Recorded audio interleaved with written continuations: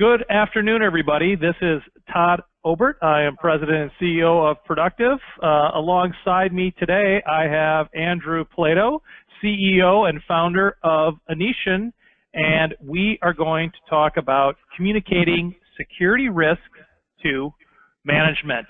Now, if you have been to our events in the past, you know how we do it. We rely heavier on relevant content and less on fluffy slides. To that end, we will meet Productive in 1 minute. Then we're going to find out who is Anitian, who is Andrew Plato, and what does he have to do with security. He may even tell you about his relationship with the SQL injection, and we'll leave that cliffhanger there. But more importantly, we are going to talk about communicating risk to executive leadership and give you some strategies on how to improve the security and risk conversation, as well as how to discuss security with executives. Before we get to that, we are going to meet Productive in 1 minute. If you do have a question throughout the presentation, as always, please utilize that chat feature. But first, who is Productive? Well, I am so glad you took the time to ask, because Productive Corporation provides security and storage, software, and services for mid-sized companies. We got a great team that can help you with technical, pre-sales questions, licensing, configuration, anything that you may need. We also implement, test, and optimize all the products that we sell. We offer security assessments, penetration tests, vulnerability assessments. We can implement and optimize, as well as provide configuration assistance and UTM services. We also produce a lot of content for the mid-market, like this knowledge series today. We also put stuff on our site, which is at productivecorp.com/content, as well as our YouTube channel. The bottom line is we have the resources to help you, whether it's implementation, assessment, licensing, or optimization services. We are here to help. Get in touch with us. Let us know what we can do for you. And one of the ways that we help is by putting on events like this. So today, as I mentioned at the top of the broadcast, we are very fortunate to have Andrew Plato of Anitian here talking to us about communicating risk to executive leadership. He's been doing this for 20 years with the firm that he founded back in 1995. Very interesting story how he founded it when he figured out what the SQL injection was, or he stumbled upon it hacking, not intentionally trying to hack, I believe, but hack of an e-commerce website. So let's give a strong virtual round of applause for Mr. Andrew Plato. Andrew? Hi, everybody. Good afternoon or good morning, depending on what time zone you're in. And thank you very much. That was a wonderful introduction. And I am going to go ahead and show my screen here. And there we go. Hopefully everybody can see that. So yeah, we are going to be talking about communicating risk to executive leadership today. And I really want to thank all the people at Productive for putting this on today and letting us talk about it. This is an interesting and exciting topic. It's a topic that we at Anitian have been working on for years. And so we have a lot of insights and ideas to how to do this. So here's the outline again, kind of real quickly, for what we're going to talk about. Again, what the whole topic is really how are you going to talk about security better with your people. So as I said, my name is Andrew Plato, and I'm the CEO of Anitian. Anitian is a security intelligence firm that has been doing security services for 20-plus years now, and one of the services we offer is risk assessment services combined with many other services that we do. I have one real key question before we get started here, which is also kind of what is your intent in this in attending this presentation? And the reason I ask this question is because, you know, are you as a security practitioner, an IT practitioner, are you really looking to make and build a secure environment, or are you looking to build a compliant environment? Because there are certain business cases where you may want to do either or. It's certainly legitimate to say, look, all I want to be is compliant. I just want to do what I have to do. Security isn't really that important to me. And I get it. Some companies, that might be the position you're in. And if that's the case, this presentation really isn't a good fit for you. I mean, my recommendation is, just go locate one of those kind of checkbox auditors out there, and let them check you off, and you're good to go. And that isn't really what Anitian is all about either. On the other hand, if you really are intent on building a secure environment, if you really care about making your environment secure and defending your business and protecting your data and stopping breaches and ultimately protecting your job, well, then sit tight, because this presentation is going to be for you. So our first topic here, I really got to kind of talk about, what's sort of the challenge? What is this challenge of risk and communication? And really where this starts is, I've had the honor, the pleasure, or the displeasure, depending on how you look at this, of meeting with CEOs and CIOs over the entire country and at many different companies. I mean, I've probably met 1,000 or 5,000 CEOs or CIOs. I'm part of a global CEO community group, Vistage International. So I get the chance to interact with leadership on a pretty regular basis, and I've been doing a lot of leadership training over the last few years. With pretty good consistency, we hear a lot of common complaints out of leadership. And some of these phrases that I've put on the screen, I mean, these are real common things we hear. Why is this taking so long? What am I supposed to do with these reports? What's really the problem here? What's going on is that our leadership, and when I mean CEOs, CIOs, people in executive leadership positions, they're getting very frustrated with information security. All the breaches, all the reports, all this data, all this stuff kind of coming at them, it's too much. And what they're saying is, first off, this is taking too long. I need an answer, and I need it now. This is too complicated. I don't understand it. There's too much formality. There's too many check boxes and lists and rules and frameworks. What's the point? What's really at stake here? And it's too confusing. There's too many products and solutions and PCI, and it's just, I need something I can really trust. And what that's happening is that we, as practitioners, we need a new way to have a conversation about security and risk and compliance. And when we start to dig into this issue a little deeper, there's a couple of things about leaders that are really relevant when we talk about security. First off, people in leadership roles are forward thinkers. They want to know where things are going. They're always looking into the future. They're always sort of like, what's next? Where are we going? Where are we? What are the next steps for our business? Which means security programs have got to move at the speed of business. The challenge we have is a lot of the risk management and security practices, they're just too darn slow. If you look at things like the risk assessment frameworks of NIST or Octave or FAIR, they're incredibly time-consuming and complicated.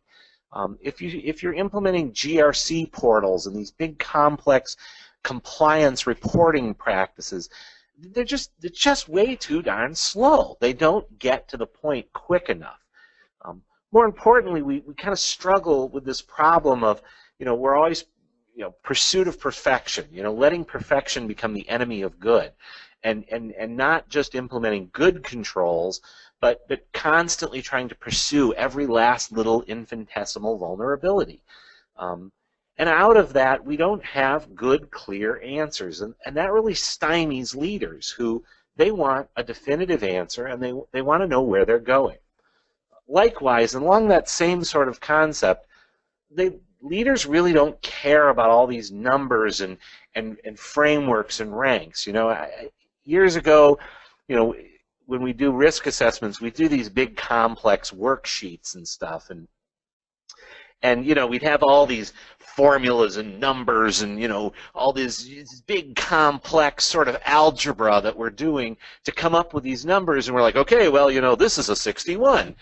And they'd sit there and they go, 61 what? I mean, is that good? Is that bad? Do I want to be is that high? Should I actually be 20? Or, I mean, it doesn't necessarily mean anything to them. A big complex formula with all sorts of different variables in it, if one of those variables is some guy going, well, that's about a 3, well, the whole thing is essentially subjective then. Even though it might feel objective, it really isn't. It's subjective. The other thing is that all these worksheets and all these things and all this complexity that we're building, people just don't read it, and they're not going to. I'd say the last big problem here is this challenge of trying to establish the value of an IT asset. Anybody who's worked in technology for more than a few minutes knows that you could buy a server and within an hour that thing is worth half of what you paid for it. And when you start talking about virtualized environments or cloud environments, what's a server in AWS worth? It's completely dependent upon what's on that, and that can change from an hour-by-hour basis. So value is an extremely difficult thing to nail down. What our leaders are really saying is, look, I want to get and I want to understand quickly. I need an answer now. A few years ago, we did a big risk assessment using our older methodologies for a big financial institution. And, we got to the end of the project, and we're sitting around this big table. The CEO and the CIO are there. And we've got this big, huge, 300-page report that we wrote with, worksheets and all this real complex, analysis that we did. And we followed all the correct practices and policy methodologies. And about midway through the meeting, the CEO gets up and he picks up our report. And he kind of throws it down on the table. It makes this big, thump, right? And he says, I don't get it. What does this mean? I don't have time to read this. I'm not going to read this. So what's it all mean? That was a real watershed moment for us in our risk assessment practice, because it occurred to us that he's absolutely correct. I mean, he ain't going to read it. He ain't going to take the time to go through all this. So the language of security not only affects comprehension, but it accepts the acceptance of those leaders. If leaders don't understand what you're saying, they're not going to listen to you, and they're not going to accept what you say. They're going to dismiss you. And I use an example up here that's got this definition from Octave about defined evaluation activities. Now look, I've been in the risk assessment business for 20 years, and to be honest with you, I don't even understand this paragraph, right? I mean, I've read it many times and it's full of a lot of words. I don't get this, okay? If I don't understand it, do you think your CEO is going to understand it? Do you think he's going to take the time to learn it?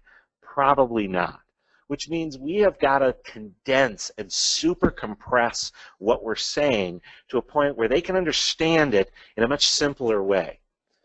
Which gets really to sort of our last problem we face, which is leaders want to know the big picture. They want to understand what it all means. They want context, which means it's not enough to say, well, we have a problem. It's why. What does it mean? How does it affect us? Where are the dimensions and the facets of this vulnerability or this threat that we face? A lot of the security practices that we do are way overemphasize policy and process, and they underemphasize the context of how this all fits together. The other big challenge we face is that a lot of the security assessment practices out there rely on people filling out questionnaires and surveys. Let me ask you a very honest question. If you're, imagine for a minute, some incompetent database administrator, some, lazy bum of a guy who never seems to do his job, right? You put a questionnaire in his hand that, tell us about how you manage your databases, when you patch them. Now, do you honestly think that this, lazy database guy is going to write on this questionnaire that he's going to hand to his boss, oh yeah, I don't do my job. Yeah, I'm a bum. I never patch anything. In fact, I'm drunk right now. No, of course not. He's not gonna put that. He's gonna lie, because it's not in his best interest to tell the truth. His job is So he's going to make up whatever he wants. And the fact of the matter is that he may actually believe that. There's actually some psychological studies about, we'll say things and we believe them to be true, but that doesn't mean they're actually true. And this is the problem with a lot of security testing. It relies on people telling us things which may or may not be true. We have to be able to validate and corroborate what they're saying with things like vulnerability testing and penetration testing and all these other kind of technical things that can be put in alignment with that. And then we can describe the context of the security challenges. So what we're really looking at is that we need to make the risk conversation more accurate, more relevant, more actionable, and more meaningful to business leadership. So that's the ultimate challenge that we face as security and risk professionals. And before I would go too far, I would remind everybody of this one important salient point, which is the onus of communication is on us, the speaker, not on the listener. And what that means is that it's your job to communicate effectively with your leadership. It's not their job to listen to you better. They're going to listen as best they can listen. You need to find a strategy to get your message across to them in the most efficient and effective way possible. And that's what the next section is about. I'm going to share with you some ideas and some concepts to help you speak and communicate better with your leadership. And what we really mean is putting things into an intelligence framework. For the last few years, everybody's talked about big data. Oh, big data is going to solve everything. You got big data. I got big data. You got big data. Everybody's got some big data. Here's the thing. Big data is not a solution. Big data is a problem. Leaders do not need more data. They need intelligence. And you can think about this in the context of when the president gets a briefing, right, from the military or the intelligence community, right? They don't come in to meet with the president there in the Oval Office and say, well, here you go, Mr. President. Here's a list of every 10,000 bad guys in the world, in this massive printout. What do you want to do with us? What do you want us to do with that, Mr. President? I mean, the president would say, I don't know, and he'd throw it right back in their face. No, they come in and they say, okay, here's a story. We've got this bad guy in this, in this country, and we've got another bad guy over here, and they might be trying to do something bad together. So here's your options, Mr. President. We can, drop a bomb on them, we can send him a nasty letter, or we can humiliate him on Twitter. And the president goes, oh, okay, well, the Twitter thing sounds like fun. Let's do that, right? That's intelligence. That's kind of crummy intelligence, but that's intelligence. You're boiling things down and providing options, and that's what business risk intelligence is about. We want to build security into a framework and a structure and a communication sort of platform where we're giving our leaders intelligence about what's going on, not just dumping data in their laps. And the way to do that is kind of with this 6-step sort of or 6-phase process. We've got to clarify, contextualize, personalize, simplify, rationalize, and make it all actionable. I'm going to walk through each one of these. I'm going to talk about how to do this. Step number 1, clarification, the core 6. One of the biggest problems we face in security is that people, quite frankly, tangle up the words of security. And risk is one of the most overused and misused words in our profession. And because of that, we're not all talking the same thing. So the first step in really getting on the path toward better communication is to boil down your conversations to these core 6 concepts and use these words correctly at all times. The better you get at using them, the better everybody else around you will get at using them, and the more you will have a common platform on which to discuss security. And it starts with understanding the differences between threat, vulnerability, and risk. So first off, threat. A threat is just something bad that might happen. It could be anything. It could be a virus, it could be malware, it could be a server that croaks out, it could be a backup tape that gets lost. Threats are anything bad. It could be a tornado hitting the building. there's all these other dimensions of threat actors, threat scenarios. You don't need to talk about that. That's too much. And quite frankly, nobody's going to pay attention to all those different words. Just talk about the threats your business face and keep it as just something bad that could happen. A vulnerability then is a weakness that a threat could exploit. So the threat of malware, right, that's the threat to your business.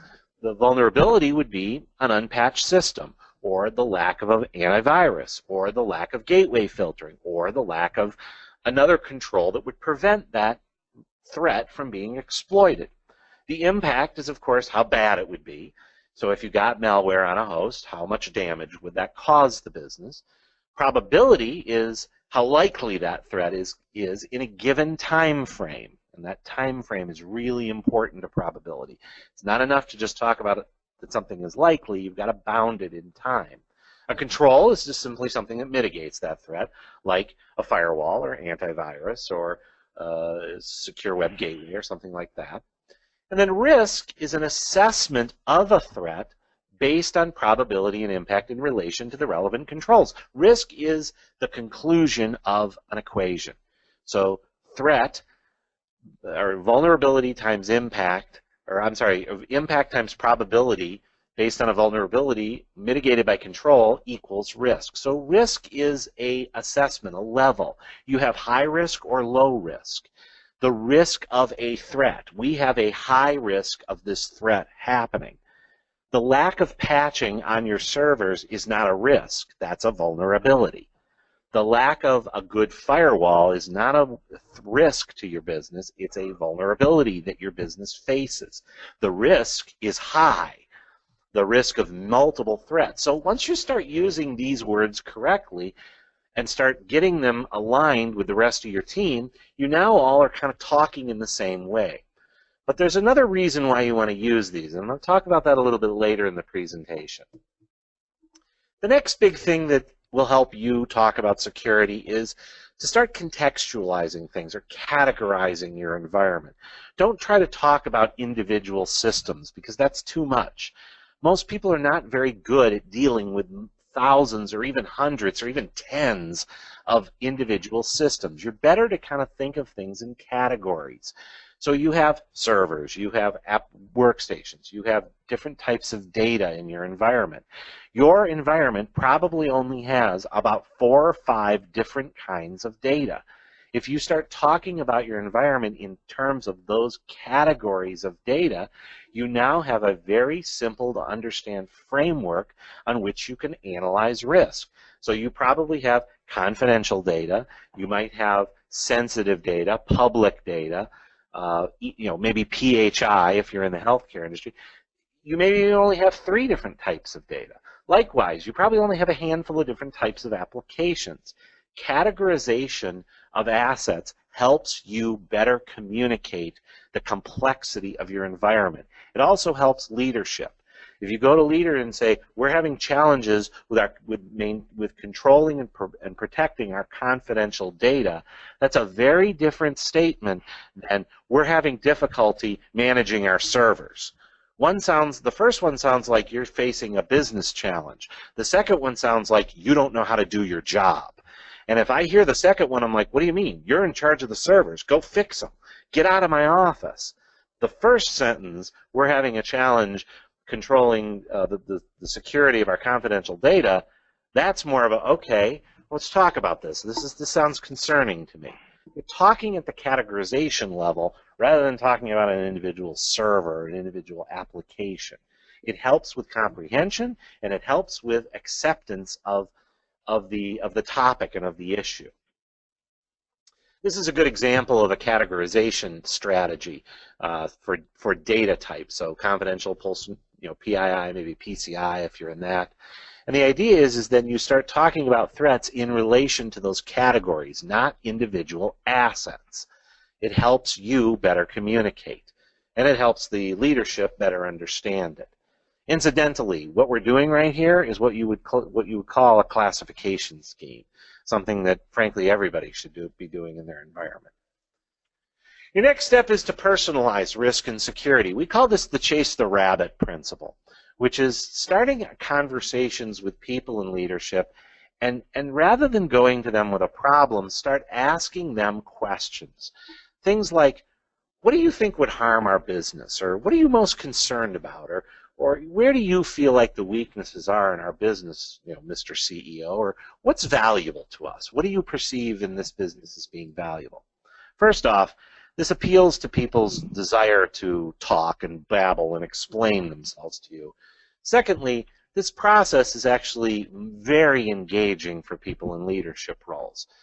When we do risk assessments, one of the first exercises we like to do is we play Let's Kill the Company. And so we bring as many executives as we can into a room. We give them a bunch of donuts and coffee, and we say, all right, everybody, this is a safe place. Everybody can be very honest, and nothing will leave this room.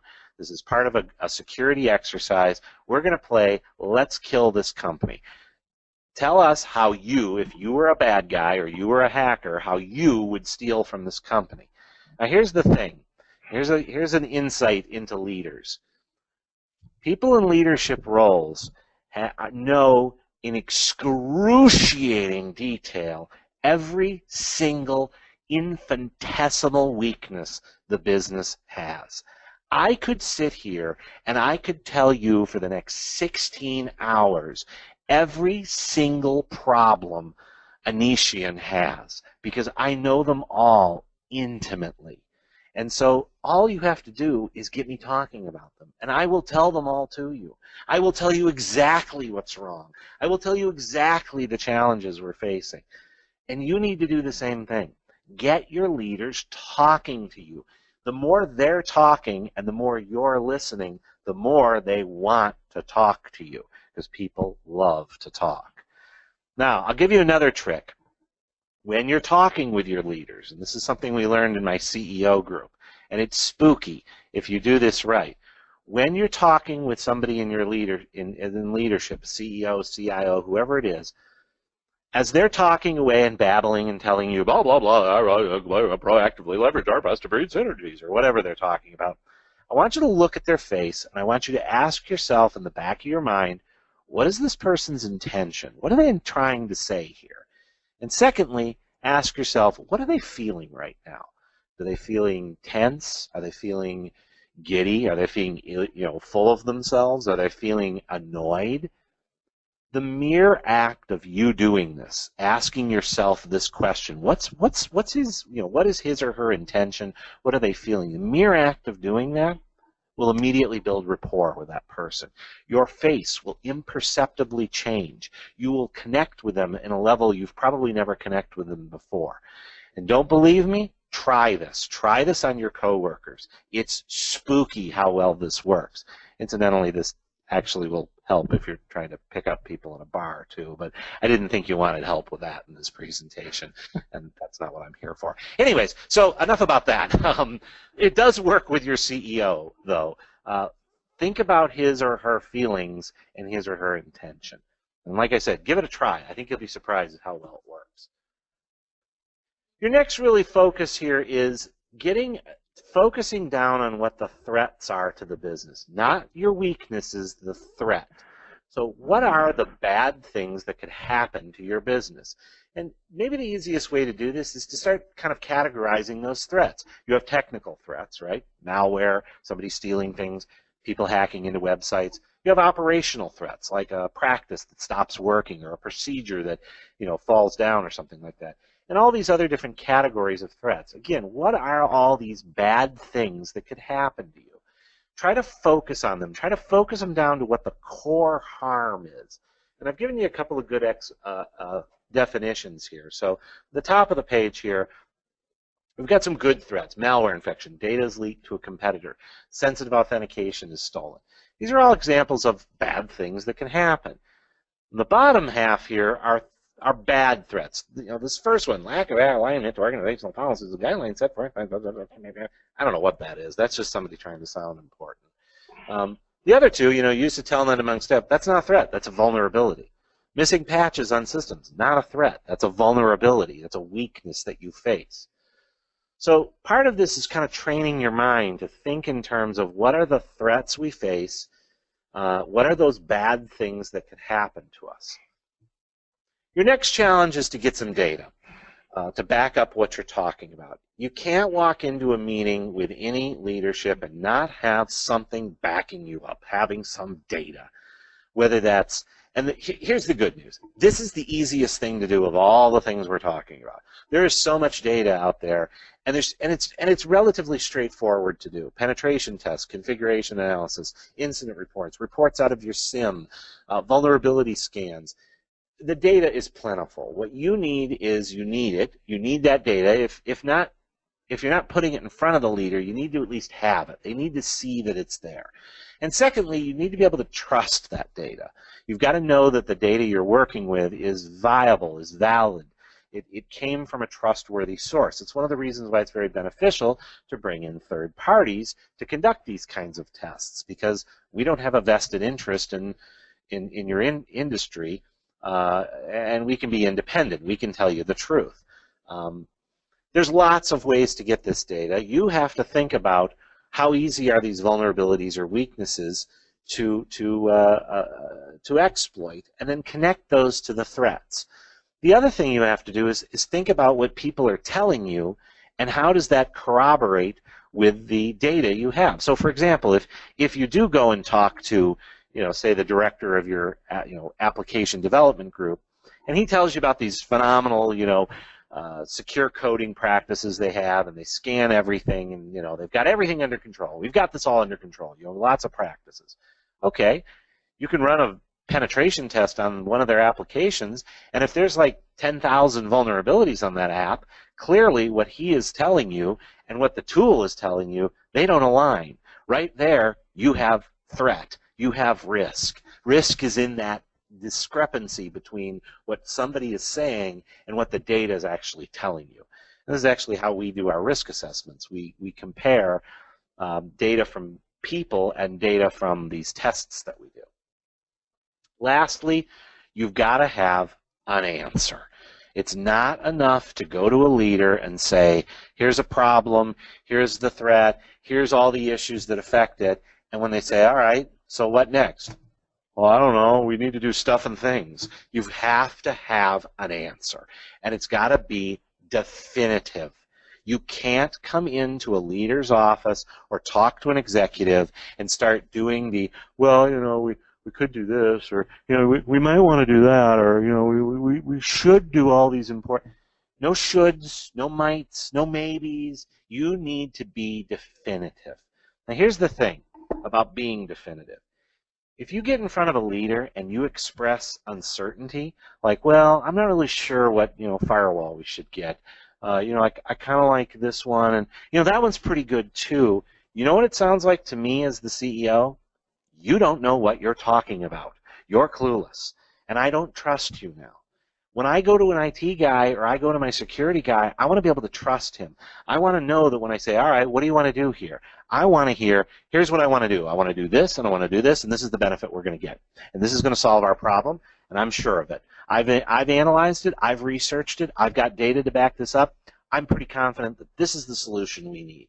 I hear that, I have confidence. I believe in this person now. I trust them. If I hear, well, I'm not really sure what we should do, it's kind of like thinking stuff. If I hear that kind of meek, not sure of myself, woulds, maybes, coulds, I just don't trust you. So you have got to be definitive. There are 3 ways to fix every problem in your business right now. You're going to either hire people, you're going to build new processes and procedures or policies, or you're going to buy products. The 3 Ps, right? People, process, products. It's one or a combination of those 3. Just tell me what it is. Be extremely specific. Don't allow there to be any room for negotiation or debate. We need to buy a Sophos firewall. It needs to be this model. It's going to cost us this much. I will have it implemented by July, and it will deliver these benefits to us. Got it. Go for it, buddy. Make it happen. I can now trust that, and it sounds like you're in control. One of the biggest things that's going to frustrate leaders is when they feel like you're not in control of the situation. Okay, so now that we've talked about these concepts, what does that kind of really look like if you wanted to put that into some sort of reporting framework, or you wanted to put that into something on paper? We've been talking a lot about the conversations you're going to have, but if you're actually going to start building structures in your environment, what does that look like? And so I'm going to use some of the examples we have for reporting, and I'll just run through this really quickly. But the idea behind risk is that you kind of want to have your data and you want to have your intelligence reporting that you're doing. And so this is what and I'll kind of walk through this. First off, I want to talk about probability, and I want to talk about impact. When you're discussing probability in any conversation with leadership, you always want to keep your scale very well understood. So this is an example of a probability scale, certain, high, medium, low, negligible. Some people like to use numbers and other things. I'm not particularly a big fan of numbers. I think words work better. But here's the key thing. Any conversation about the probability of a threat coming true must be bounded in time, because on a long enough time scale, the survivability rate of everybody drops to 0. That's a quote from Fight Club, incidentally. It's a great quote, though, and the reason I use it is because on a long enough time scale, anything can happen. You know, you can build entire planets. I mean, life can emerge from primordial ooze, given enough billions of years. The same principle is true in your IT environment. Yeah, in 58 years, you might actually have SharePoint installed. But we don't have 58 years. So you've got to bound that time frame.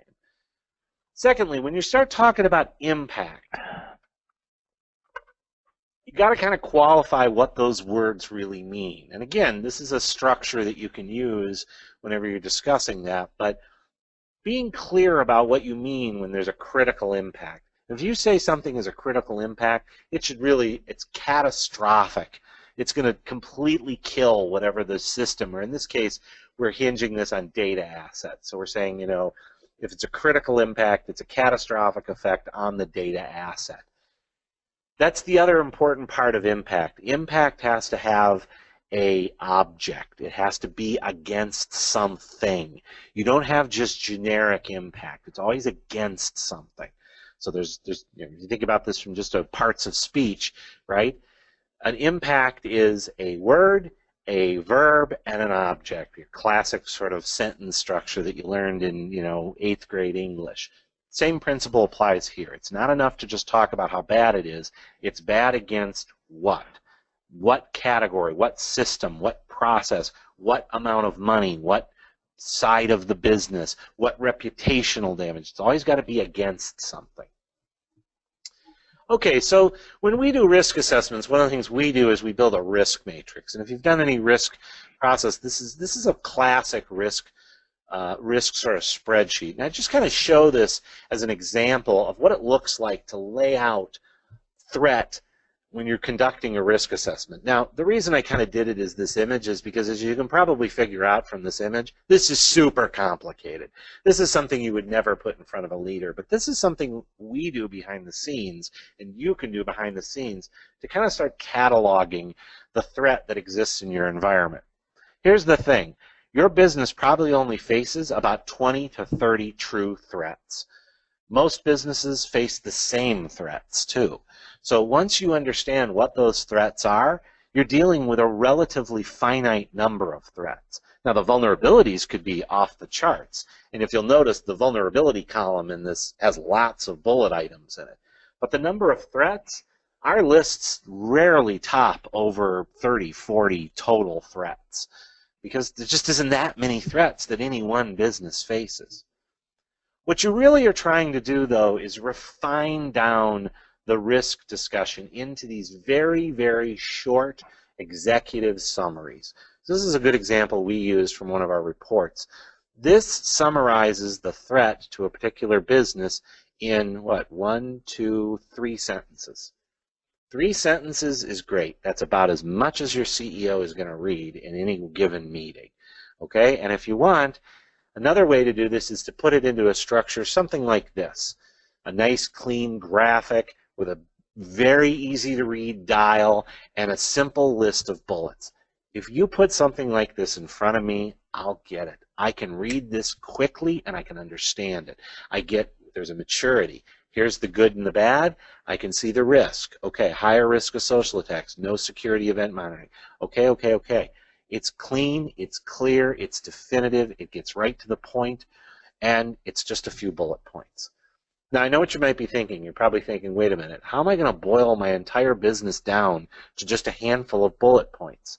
You need to be able to do that, because if you can't do it, you're never going to be able to communicate to leadership. You can't hand them pages and pages and pages of vulnerabilities. They're simply not going to read them.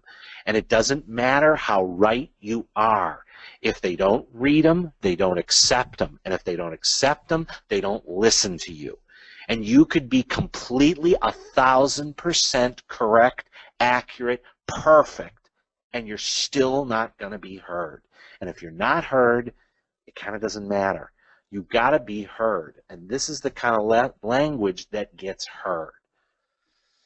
If you want to go a layer deep onto this, if you feel like you do need to provide that next layer down, you can kind of roll up all of your risk into a couple of categories and describe them in each of those categories that affect the business. So this is what this would look like. So this is an example from one of our risk assessments that we do. Is you can tell it's obviously a healthcare organization because it talks about HIPAA and high tech. But the idea is that we organize the risk the business faces into a handful of very high-level statements and a very simplified risk level. Again, this is something you can put in front of a CEO, and within 5 minutes, or a CIO, they'll get it, they'll understand it. But it's another layer down. It's slightly deeper in what you're communicating. It's a little more specific. Ultimately, what you want to kind of do is roll all this up into kind of this top 10 list. So you categorize or catalog the threats your business faces and put them into a very simplified list of threats. So this would kind of be the next layer down in reporting. If you felt you needed to go one more layer and give a little more detail, this would be that sort of last layer down where you're line iteming each individual threat, the vulnerabilities that threat faces, and then your recommendations for how to fix that.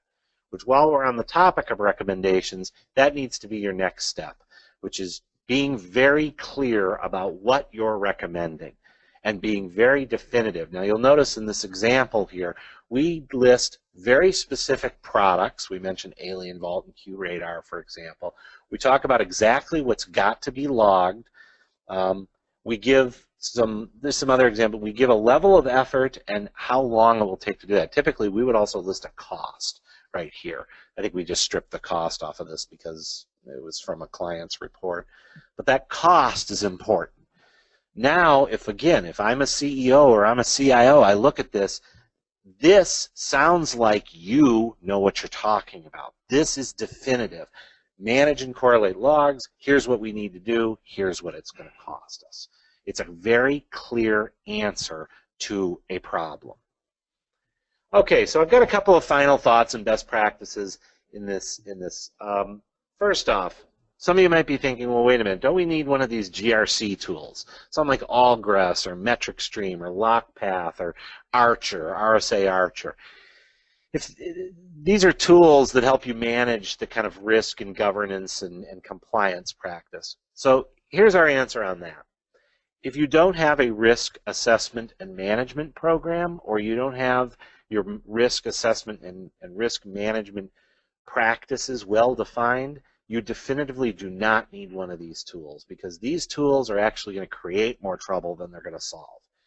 The big mistake we see companies make again and again and again is they go out and buy one of these GRC platforms, and then they try to fit their business to that platform. It never, ever, ever works. They always end up frustrated. They always end up angry. And they usually end up throwing them away or never really fully using them. What you need to do is build a risk management program by hand first. Frankly, you should build it on spreadsheets or build it in Word docs first. You've got to get control over the risk and the threat your business faces first. Putting it into a GRC platform, that's a lot of busy work. And it's great for really large organizations that need to share this across a lot of business units. But if you're a smaller or a mid-sized business, you definitively don't need one of these. More importantly, a lot of these rely on questionnaires to be useful. which, as we know, questionnaires are not the best input for data you have. People lie on questionnaires. A couple of other do's and do nots. In anything you do in information security, do not try to change the culture of your business. This is a big challenge for people in the education market, nonprofits. If you have a culture of openness and sharing and everybody can get access to anything, no amount of Chicken Little screaming about vulnerabilities and threats and hackers is going to change that culture. In fact, quite frankly, you're probably going to end up doing the opposite. You're going to galvanize people against you. Don't try to change the culture. Try to work within the culture. Try to use the culture of your business as a mechanism to leverage your program, to leverage good practices.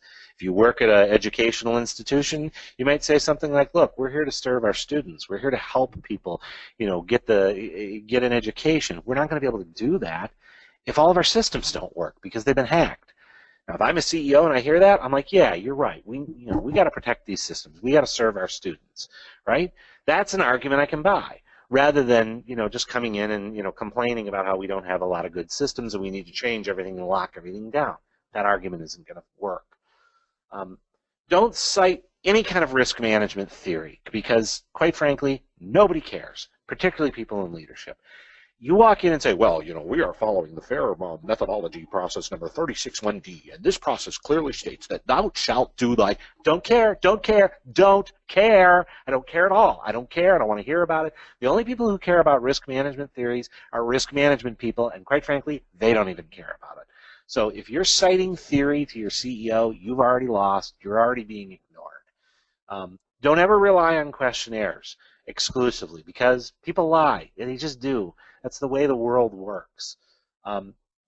Don't ever write down an indecisive answer. Don't document indecision because it shows weakness. If you're trying to say, well, it could be this or it could be that, it sounds like you don't know what you're talking about. And I realize you might be just trying to weigh up the alternatives. The problem is that's not how leadership sees it. You want to weigh up the alternatives? Do that with the people on your team. Do that with your peers. Do that with people in your peer group. Go to an ISSA meeting. Interact with your account executive at Productive. Talk through them with the alternatives. That's what they're good at. Don't go to your CEO and go, oh, I don't know, I could do that, because he'll just dismiss you at that point. Don't try to sound official. Don't try to sound important. The harder you work at trying to sound like you know what you're talking about, the less you sound like you know what you're talking about. Don't waste time with a bunch of sensational threats. There's all these, a while back ago we had the, people are hacking into cars and they're driving them off the road. Fascinating and interesting topic. Don't want to deny that it isn't interesting, but the fact is that is just simply not applicable to 99.9% of the businesses out there.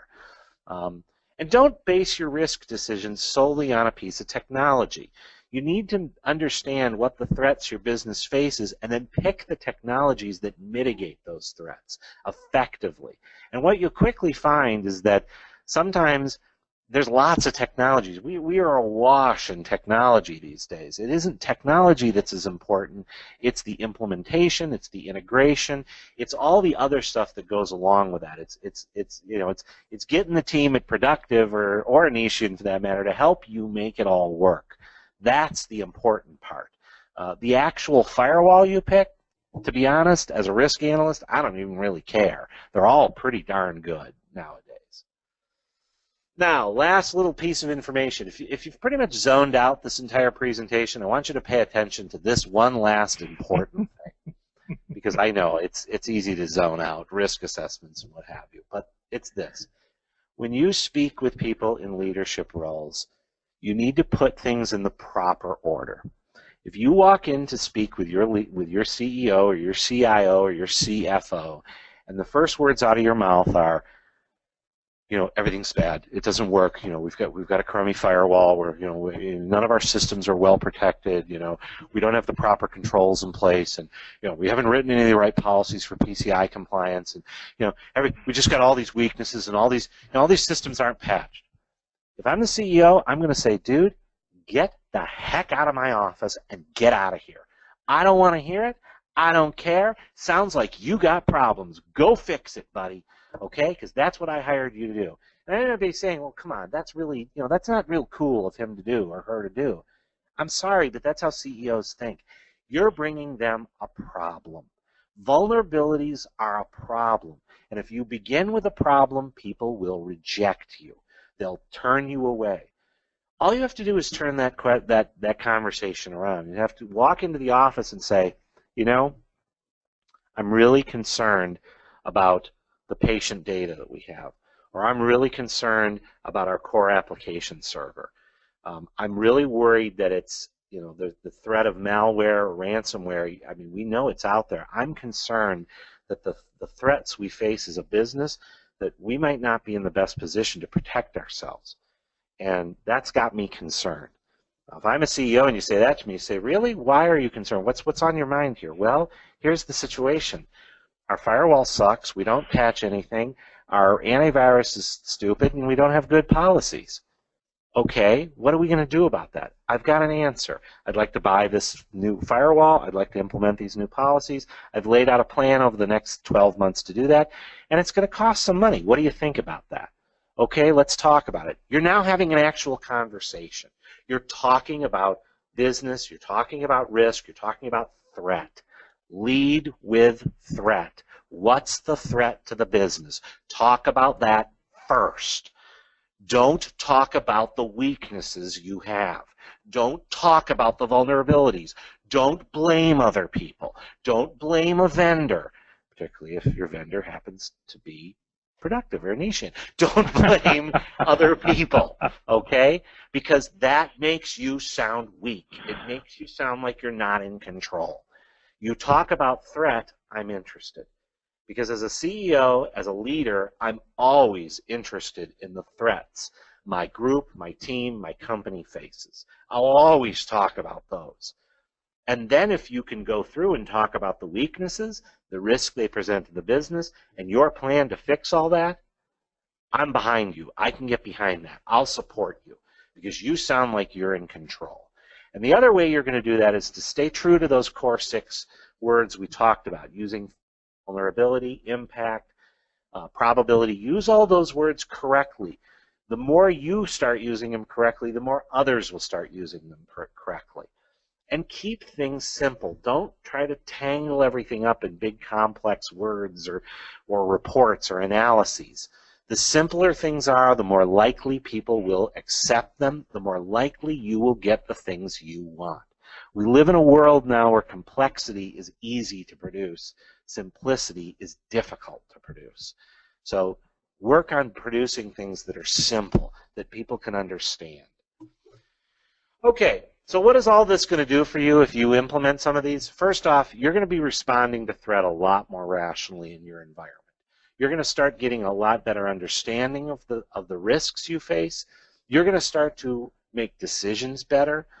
And more importantly, you're going to go beyond just the classic checking a box and just, running around when there's a serious incident to actually having a security program that can react intelligently, that can react in an automated fashion in many ways. You're going to be able to simply react to the challenges and the threats we face at a much better level, because once everybody is on the same page, once everybody is communicating risk effectively, you become stronger as a business. You become more capable to react to things, and more importantly, you become more capable of getting the support and the resources you need to defend the business. You know you need a new firewall. You know you need new controls. You know that. Good risk management practices will help you get that by changing the nature of the conversation you're having. And that's it for me. Does anybody have any questions at this point? Yeah, that's a fantastic presentation, Andrew. Yeah, I had some stuff roll in. I think you spoke to a lot of it, but I think some of the general were, you gave them some strategies. How do you balance that message? Because for some of the listeners out here today, right, when you have to make an estimate or a forecast or decide, where something falls relative to a threat potentially happening over 12 months, that's just putting a finger in the wind. So what are some, kind of drilling down on that, some strategies you can say, how do guys get more comfortable predicting, what, if a threat is inevitable, or, calculating that risk more effectively? To be entirely honest, it is a subjective assessment, and part of it is trusting your own understanding and experience. And if you don't feel confident with doing that, that's a good example where you should start to collaborate with others, whether that's bringing in a third party like Anitian or Productive, whether that is collaborating with the numerous professional societies, ISACA, ISSA, ISC squared. There's, of course, numerous news groups. But the more you can collaborate and you can start to get a good sense of those probabilities, the better you're going to be at predicting them. Because there really isn't a good, pure formula you can apply. You can't just plug a number into a spreadsheet and say, we have a 96.1.57% chance of this happening. It really is a subjective assessment, and you have to be comfortable with making those assessments. But I'll be honest with you, it's not so much that you make the right assessments, it's that you stick by what you say and that you can defend that. If you're going to say to your CEO, I think there's a high probability of us having a ransomware infection. Well, what's your data to back that up? How did you come to that analysis?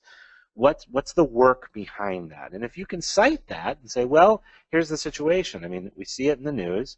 You read these reports. It's out there. And we lack some of the key controls in place to protect against that.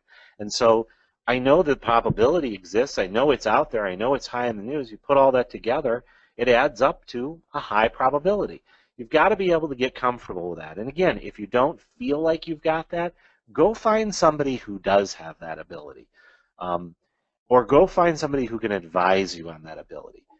And again, that may be, there's a lot of great societies and communities out there that can help you assess those threats. But the first step is knowing what the threats you face are, and then going back and figuring out what's the likelihood, what's the probability, and what would be the impact. Yeah, and as one of our attendees added, and part of it just, one, working out so that you do feel some confidence in how you're calculating things, or figuring out how to put them into real world terms so that your audience understands, what you're getting at. Right, put them in yep. Some practical in a practical framework. So that's great.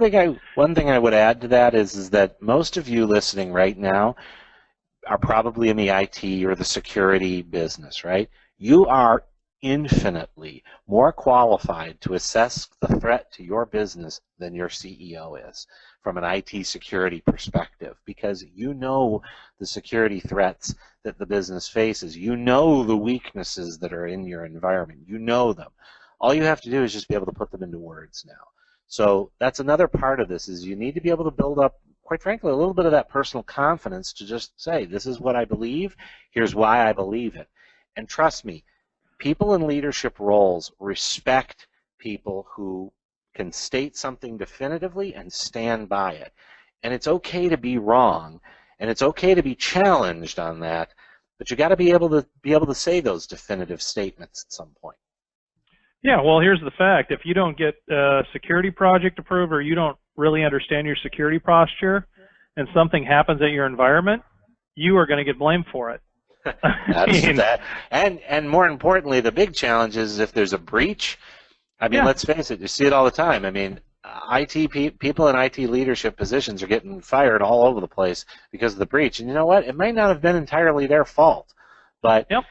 Heads have got to roll, and they're going to roll right down to you at some point. And that's why it's important. The better you can communicate this, even if there is a breach, the more likely you're going to be in a position where you're all working together on the same page. And it is a little more of a cohesive effort rather than just, I'm going to blame you because I don't understand what you're doing, and I don't believe in what you're doing. Yeah, totally. Well, hey, fantastic presentation, Andrew. Really appreciated it. We are going to be putting our recording up of this web event shortly on productivecorp.com/content, as well as the YouTube channel, and we'll be sending a link to that in a follow-up. You have Andrew's contact here. Thank you very much. Very informative and very pragmatic. To everybody who took the time to attend today, thanks. We know you have a ton of stuff going on. The fact that you chose to spend an hour with us is very much appreciated. I'm Todd Obert from Productive, along with Andrew Plato from Anitian.